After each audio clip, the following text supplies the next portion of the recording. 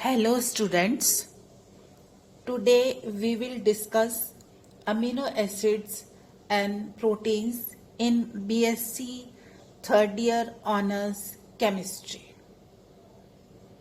In previous class we discussed introduction, nomenclature and classification of amino acids. Amino acids are classified on three bases. First is on the basis of the position of NH2 group with respect to COOH group. It is also divided into three categories. First is alpha amino acids. Examples are glycine and alanine. Second is beta amino acids. Examples are beta amino propanoic acid and beta amino butyric acid. Third is gamma amino acids. Example is gamma amino butyric acid. Second point is on the basis of the structure of the carbon skeleton. This category is divided into two categories. First is aliphatic amino acid and second is aromatic amino acids. Third point is heterocyclic amino acids. Examples are tryptophan and histidine. Most amino acids are readily synthesized by all living organisms. A few, however, are not synthesized by vertebrates as rapidly as they are utilized metabolically. Therefore, these must be furnished in the diet and hence they are called essential amino acids. Today we will discuss synthesis of amino acids. The principal source of amino acids is from the hydrolysis of proteins. Proteins, as described later, are made up of about 24 different amino acids. Since they are derived from natural sources, they are called natural amino acids. Amino acids can be synthesized by the following method. First is ammonolysis of halogen substituted acid. This is the simplest method of making amino acids. The halogen acid is kept in contact with a large excess of ammonia in a closed vessel for a few days when amino acids are obtained. This method is especially useful for alpha amino acids because alpha amino acids can be directly obtained by the Hell-Vollard-Zielinski reaction. In this reaction, RCH2COH acid react with chloride or bromide, give this type of halogenated acid, and when it reacts with ammonia gives amino acid. Now the second reaction is name reaction, that is Straker reaction. When aldehydes or ketones are treated with aqueous ammonia cyanide or a mixture of ammonium chloride and potassium cyanide, aminocyanides are obtained. These on hydrolysis give amino acids. This reaction is called Strecker reaction.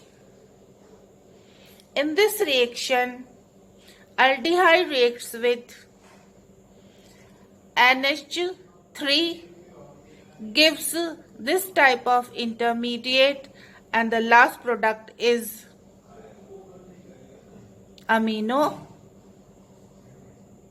acids. The aldehyde and ammonia reacts and form an intermediate. This intermediate reacts with HCN and give a new type of amino acid. Another reaction is Coop synthesis. This is a modified Strecker reaction. In this, the alpha ketonic acid is treated with ammonia to form an alpha aldimino carboxylic acid, which on catalytically hydrogenated gives alpha amino acid.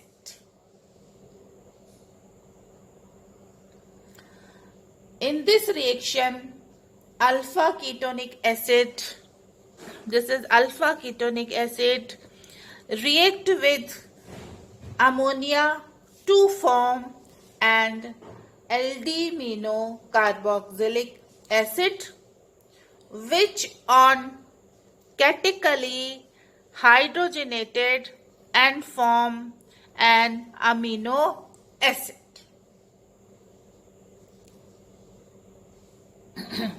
Fourth reaction is Gabel's Thalamite synthesis.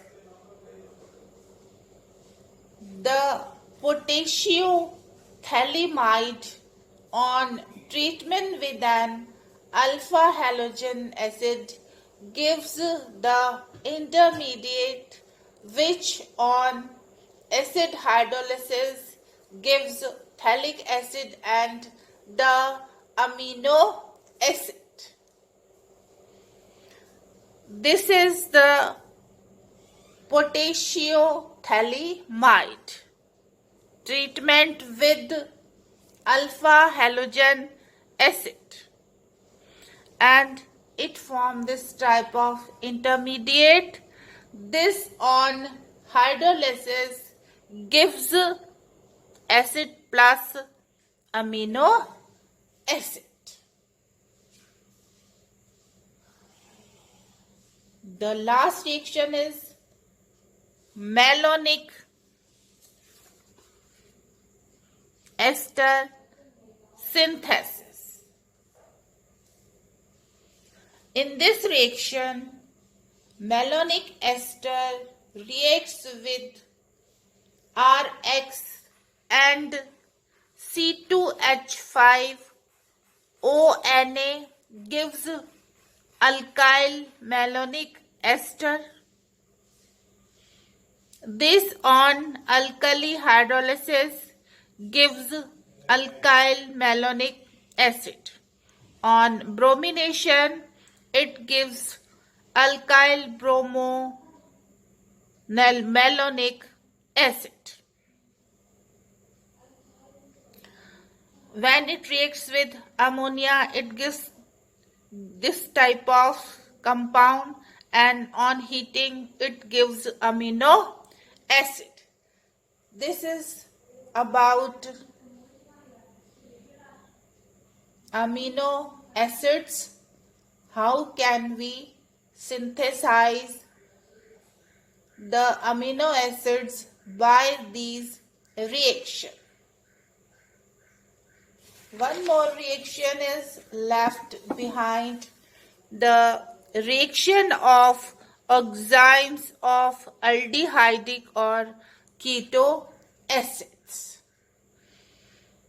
In this reaction, glyoxylic acid reacts with NH2OH, gives enzyme of glyoxylic acid.